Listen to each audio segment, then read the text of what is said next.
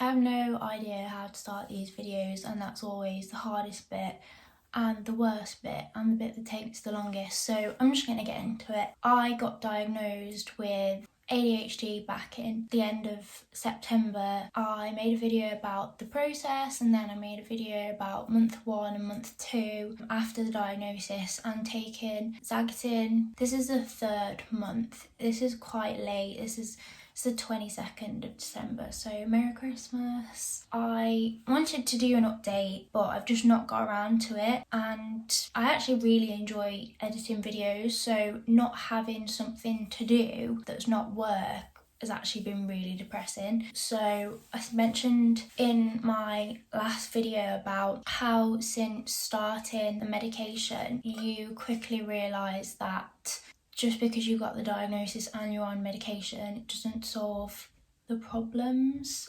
Since the last video, I mentioned about kind of the news settling and the medication settling a little bit, and I think I ended it by saying, well, there's solace in knowing, or not solace, but there's positive in just knowing.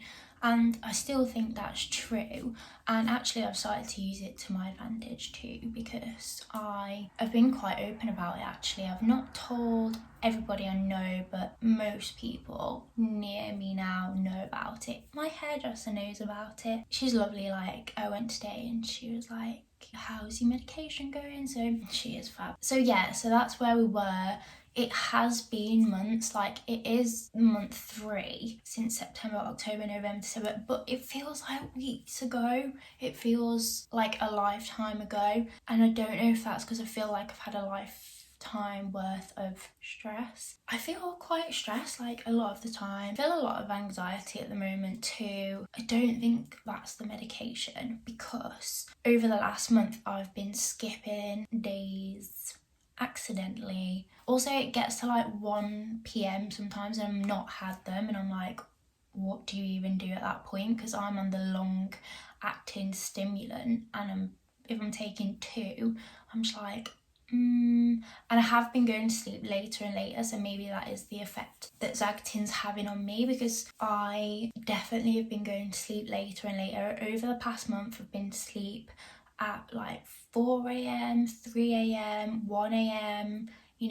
It's getting quite into a bit of a habit, which is obviously not great. But I've also realised that I don't actually need 8 hours, because I am still coping. I'm not getting up early, I'm not having breakfast, obviously. I'm still rushing out of the house and not being prepared any day of my life, because that's always been the case. So I'm not sleeping as much, I'm skipping medication days, have a lot of anxiety, but my hair looks good.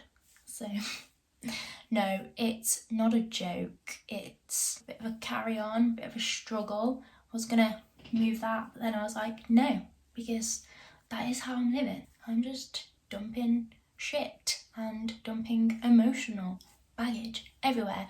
Lost a stone also. I did mention in my last video about, oh yeah, you might notice your appetite. No, bitch, I lost a stone.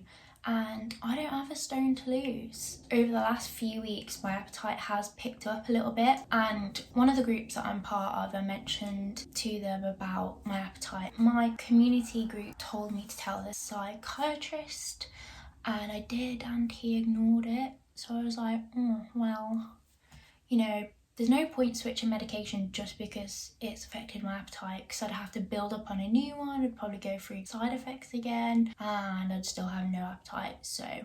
But what I was going to say is my appetite has picked up over the last 2 weeks. So what I'm doing is I'm just eating whenever I want. So if that's at 11 p.m, then I have to eat at 11 p.m. If it's 10 a.m. and the only thing I fancy is a vegan burger and chips, that's what I'm having to do at the moment, having a lot of takeaways, just powering through. So I've started to drink Huel banana protein shaky thingy as a breakfast replacement, because I wasn't eating breakfast. That was like the first meal to absolutely just dive bomb off the planet for me.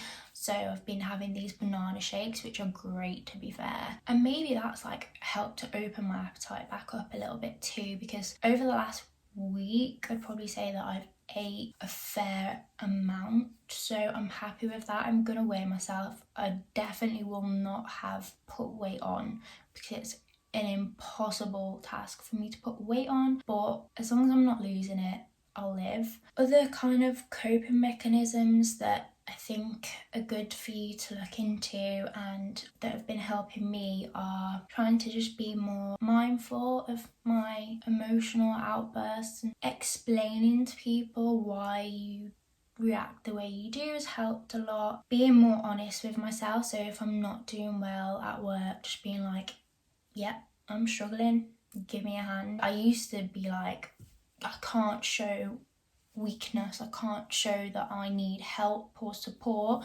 so I just pretend everything was fine and like absolutely run myself into the ground. Whereas now I'm like, no, help me please, I welcome assistance, because I can't just do it all anymore, and like it will cost you your health and time and it's not worth it.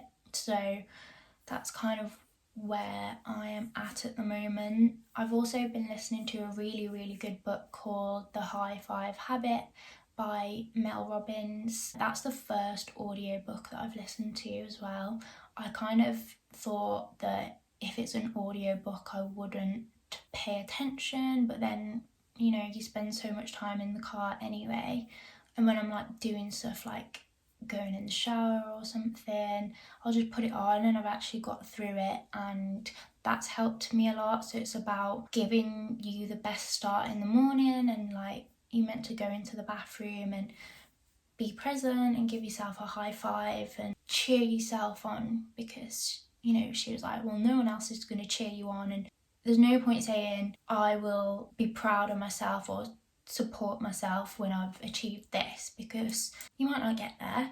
And also, why wouldn't you just support yourself now and appreciate yourself now and like celebrate yourself now and stuff? So I think the biggest learning thing for me is like being a bit softer on myself, being opening up a lot more, not really liking what I see. Like the anger side of me is crap. The irrational, like emotional outbursts are rubbish, embarrassing. Sometimes I feel like if somebody was filming me when I was having a breakdown about something in the house, I'd be like, who the fuck is that? Who the fuck is that? And why are they such a psycho about tiny things? It's a learning curve, isn't it? Getting to know yourself. And I think when you do get diagnosed with something like ADHD, it's like you've been living with somebody and you didn't even know that they were there, and then you're like, oh, you've been causing all these problems, you've been tripping me up all these times, and I'm putting in double the amount of effort because I'm carrying you around as well, and I didn't even know you were fucking there. Do you know what I mean? So I feel like now at least I know that ADHD is there. I'm like, get your shit together. You know, I'll put in so much of the work, but that needs to sort itself out as well. So I'm referring to myself as more than one again, which I did once in a therapy session. And I was like, we, and she was like, we? Who the fuck is we? I'm like, yes, there's a we. There's a we in here. That was before I got diagnosed too, so I didn't know that it was ADHD. And like people are like, no, see the positives. Bitch, do not tell me to see the positives. Do you know what I mean? Positives are I can stay up until 3 a.m. and not take my eyes off the screen. Hurrah! What are the positives? I am good at solving problems. Like, I will give myself credit for that. I'm fucking smart and I'm good at solving problems, and I'm good in a crisis because I'm like, react, save lives. Never saved a life, but feel like I could. So yeah, you know, I am creative, I am funny, I am honest, I am confident in some situations, and people like that about me, but it's also a chore. It's a lot of making up for my ADHD downfalls, like being late and not making food and not buying Christmas presents until the week before Christmas, and not wrapping Christmas presents because I'm filming this video, because I've been sat on the sofa wallowing for weeks. critiques and moaning and, you know, self-hating. And, you know, not even self-hating, but then I feel like even if you're not being negative about yourself, even if you're not physically doing something damaging, you know, you're not excessively drinking or smoking, or you're not excessively like hammering negative things into your brain, even if you're not doing that, if you're doing nothing, it's kind of like just as much abuse. And that's what I've been doing, nothing. Apart from listening to books, and like, I'm proper hating on myself here. I wrote in my diary actually, in my little journal last night, and I did actually write some positives. So let me read those out because I'm having a bit of a hate session here. But a little reminder for myself. Oh, I'm so sweet. I did take 2 baths this week, and that's like self-care that I never would slow down to do before. I did start writing, and I wanted to write something, so I'm proud that I did that. I did control my panic the other day. I went into a bit of a spiral about having to leave the house and sleep somewhere else for the night. I did control that, so I'm proud of that. It's a process, isn't it?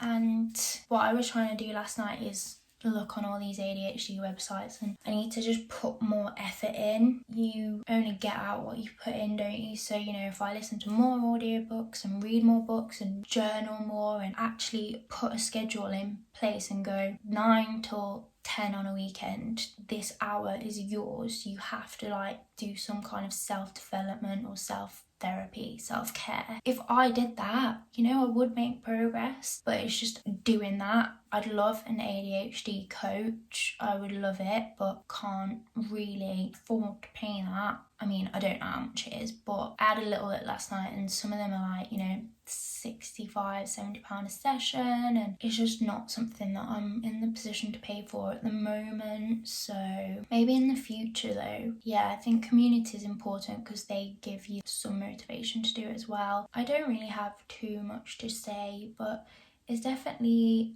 a journey, and I'll do like a summary in the description box of like some self-help things that you can do, like regulate yourself, like use the Pomodoro technique, which I did start to try, did think it helped a bit, but just haven't kept it up. And like, you know, get some meal replacements, supplements, some vitamins, you know, put a schedule in for yourself. Like, I'll leave all that great advice in the description box and then try and implement some of that more myself. So thank you for watching, and as ever, like, if you have a comment, put it in the comments below and I will eventually get around to replying to you. And I hope you have a Merry Christmas.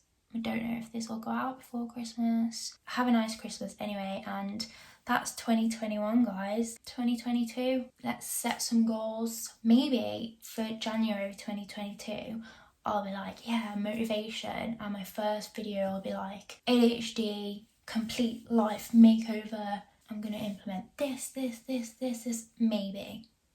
Shall we aim for that? I'll aim for that. If you comment, kind of like peer pressure me into doing that and like committing to that. And if you can give me a deadline as well and be like, you said that it would be in January, and you know, you promised us that you'd give all this helpful advice, then that would actually be really great, because that would motivate me to do it, and then I can motivate you to do it, and then like maybe we can work together and it'll be great. So hope you have a very Merry Christmas. Thank you so much for watching. Take care, and I'll see you soon.